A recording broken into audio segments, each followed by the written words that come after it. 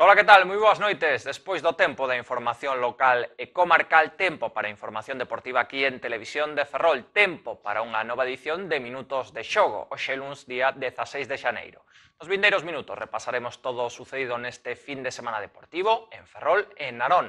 Repasaremos a actualidade, os resultados dos nosos principais equipos, onde houbo de todo, boas novas e malas novas. E tamén centraremos a nosa atención nesa clásica carreira popular de Sanxao, que foi onte a mañá un novo éxito. Este é o menú para os vindeiros minutos, así que, sin máis, comezamos. E antes de meternos nos deportes por equipos, imos con esa carreira popular de Sanxao. Onte a mañá, saída e chegada no entorno do pabillón de Esteiro e novo éxito de participación e de competición. Case 500 atletas chegaron á liña de meta na carreira absoluta, porque antes houbo carreiras para os máis pequenos nese circuito ferrolán de carreiras populares, a segunda das 4 probas. Na categoría Raíña, triunfo para o porriñés Santiago López. Para atopar o primeiro local non temos que ir moi lonxe. O segundo clasificado foi o ferrolán Álvaro Gamundi. Dentro dun calendario de carreiras populares intenso, a cita de onte a mañá ten un lugar especial. Non é a proba máis longa ni a que reparte premios máis apetitosos, pero é a que leva o nome do patrón da cidade e a que serve como pistoletazo de saída a un novo ano deportivo. Por iso hai moitos fiéis que non fallan e afrontan os 10 kilómetros que na carreira de adultos compoñen o percorrido. Finalmente foron 479 os que lograron cruzar a liña de meta. Uns máis rápidos e outros máis lento, pero todos e todas contribuíron a que a Sanxao manteña o seu gran estado de forma. Incluso o tempo botou unha man, o clima é caprichoso. Despois dunha semana inteira tan fría como soleada e seca, para onte as previsións serán menos halagüeñas, pero afortunadamente a chuvia respetou os participantes e apenas fixo acto de presenza ata o remate da carreira, deixando que as pernas e as forzas levasen o protagonismo. Ao redor das 11:30 da mañá deuse a saída no entorno do pabillón de Esteiro, mesmo punto onde se situou a chegada.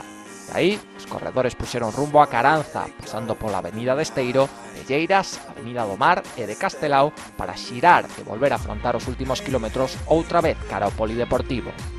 Foi unha carreira moi diferente a do ano pasado. En 2011 houve un duelo en cabeza, un man a man que se decidiu a favor do cántabro Francisco González por só 8 segundos. Onte non, onte houve un nome propio que mandou dende os primeiros metros, que levou un ritmo inalcanzable para os seus perseguidores. O máis rápido vencedor foi Santiago López, do Clube Atletismo Porriño. O atleta parou o crono en 29 minutos e 16 segundos, un ritmo de 2,56 o quilómetro. Con esas cifras, poucos estaban capacitados para poñerlle en apuros. López é un habitual das carreiras populares nas que acumula postos de honra en Galicia e fora da comunidade. Unha semana antes, por exemplo, rematou segundo na Correndo por Vigo. Así que o mellor do resto foi un competidor local, Álvaro Gamundi Casteleiro, ferrolán que pertence ao Clube Celta de Vigo, aínda que ten pasado no Ría Ferrol. Xoven deportista, unidade júnior, nado no ano 1993, chegou a case 2 minutos e medio do vencedor. Eso sí, fixo tras manter a raya o carballés Pedro Alén, que pechou o podium 4 segundos do departamental. Nesta ocasión, a xuventude conseguiu facerse un oco entre a experiencia que acreditaban os seus adversarios. Hai que salientar tamén que foron un total de 37 mulleres as que completaron os ao redor de 10 km de percorrido. Máis rápida, María Cabadas de Mugardos, que na clasificación xeral ocupou o posto 83. O dos maiores foi o prato forte da Sanxao, pero tan importante como esa carreira foron os máis cativos. Estas facían ás veces de segunda xornada dentro do circuito ferrolán. Sempre, presenza moi importante de nenos e nenas chegados dos clubes e colexios, principalmente de Ferrol e de Narón, que loitaron por facer un bo posto de cara á clasificación xeral final que establecerase cando rematen as 4 probas que compoñen este circuito. vindeira, a terceira, será este fin de semana nas Cabazas en Covas e a derradeira o 28 deste mes no Pinar de San Xurxo. Deste xeito, cun bo ambiente e unha participación á altura, pechouse a edición 29 da Carreira Popular de Sanxao. Esta serviu, ademais, como punto final aos actos do patrón da cidade. Entre concertos, ceremonias e actos institucionais, o deporte colouse nestas datas e brillou con luz propia. Só queda un ano para que a proba cumpla 3 décadas entre nós. Un xa principiará a prepararse para mellorar o seu tempo, outros afrontarán probas diferentes en datas próximas, pero o vindeiro mes de xaneiro seguro que repiten neste clásico do deporte ferrolán.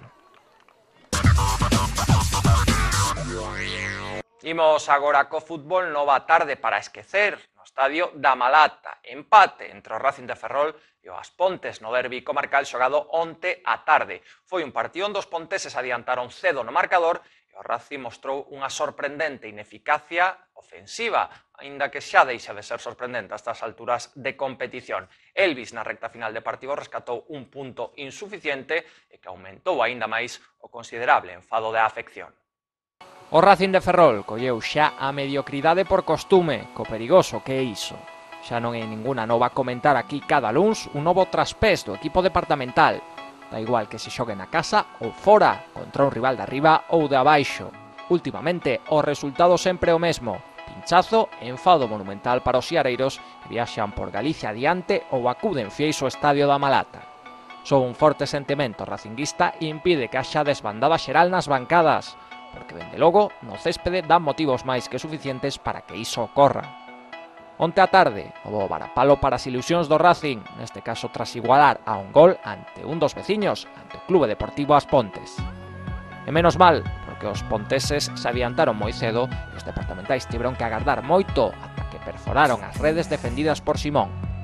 Eso sí, se temos en conta as ocasións duns e doutros, non hai cor, pero ese é un dos problemas. Si xogar ben non xogas e aínda por riba tes 6 ocasións moi claras e non as metes, vos seguro que o pases mal. O troco continuo de pezas que fai a ira non funciona, nin variando o sistema, nin variando os xogadores. Os ingredientes non alteran o sabor dun prato que non convence os comensais. Se os visitantes querían xogar con nerviosismo verde, o guión se lles puxo de cara. Minuto 5, falta no borde da área e Bosa, cun toque preciso e precioso, bate a un contemplativo Marcos Balín. 0-1 e asubíos nas bancadas. O sistema defensivo que propuso a ira se foi ao garete e outra vez tocaba remar contra a corrente. Eso sí, co balón nos pés, os Pontes agardaba replegado na procura dunha contra. Unha fotocopia do gol a piques estiveron de lograr o premio, pero Balín, por así, despexou o lanzamento. O primeiro tempo foi un quero e non podo para o Racing. Tivo ocasións suficientes como para marchar igualado. Pablo Rey estrelou un forte disparo contra o pau, o rexeite non foi aproveitado por Camate. Rafa Mella tivo outra moi clara, varios balóns perigosos non atoparon rematador. Falta gol, e leva sendo así dende a pretempada. Fichouse a Elvis, Rubén Pérez e Cabanillas para solucionalo e os dous primeiros onte estaban no banco. A ira non aguantou máis e no 38 de xogo meteu o nixeriano no campo. Así que se a remontada tiña que chegar, sería na reanudación. Pero os minutos pasaban e o empate non aparecía por ningures. Tamén, ocasións de manual, por exemplo, un testarazo de Camate que saca de forma milagreira a Simón ou un remate dentro da área de Pedro García. Nada, auga. Os ponteses non se volveron a chegar con perigo coa excepción de algún agasallo da defensa ferrolá, que por fin, no 77, Elvis maniobra ben na área e o seu disparo atopa premio. Premio menor, aínda. Empate a un, que o punto non servía para calmar os ánimos, había que ir a por máis. Pero, curiosamente, pese aos 5 de engadido, a presión do Racing baixou e o As Pontes viviu máis tranquilo co empate. De feito, hai que dar as gracias que Amado estivo lentísimo cando se quedaba só diante de Balín, senón, o subío final trouxo o son de vento na Malata, os cánticos e as protestas que siguen a estar totalmente xustificados. O rendemento do equipo é baixo e non vale xustificarse coa mala sorte. Tras 21 partidos non hai mala sorte, hai incapacidade para solucionar uns problemas que se levan vendo, dicindo e escribindo dende o mes de agosto. Así está a cousa. A clasificación, pois a podemos dar de dúas formas. Versión A, a optimista. Curiosamente, o Racing recurta un punto ao cuarto e sitúase a 12, claro que cunha morea de equipos entre medias.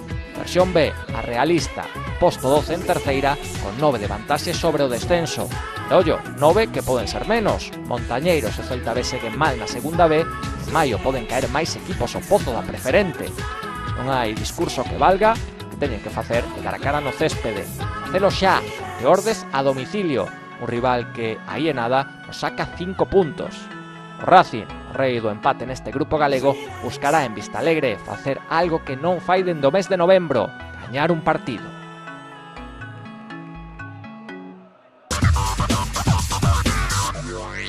Tempo agora para o baloncesto, onde este fin de semana tivemos dúas caras e unha cruz. Principiamos pola Liga EVA masculina. Ali, o Recinor Ferrol CB acadou un importantísimo triunfo nas súas opcións polos play-off de ascenso. Foi en Zamora, ante un rival directo, o grupo INEC, por 76-85. O triunfo ferrolán estivo cimentado no bo xogo despois do descanso en un Juan Pisupina que foi a principal referencia para que os de Carlos Díaz quedasen co triunfo. Ao longo dunha tempada hai determinados momentos nos que un equipo ten que dar a cara.